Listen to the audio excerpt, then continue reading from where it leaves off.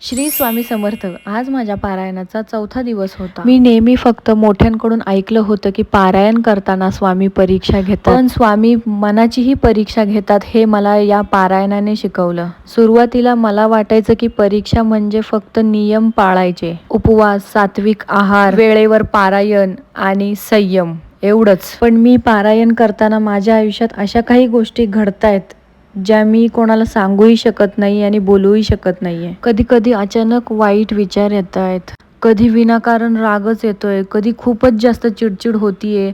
जे अपशब्द आपल्याला वापरायचे नाहीयेत, कधी कधी तेही वापरण्याला असं मजबूर झाल्यासारखं होतंय. कधी तर मला स्वतःवरच शंका येते की हे पारायण माझ्याकडून पूर्ण होईल का. एवढे सगळे विचार मनात येतात आणि त्यावेळी असं वाटतं की नाही, कदाचित स्वामी माझी परीक्षा घेत असतील की मी पूर्ण करेल का नाही.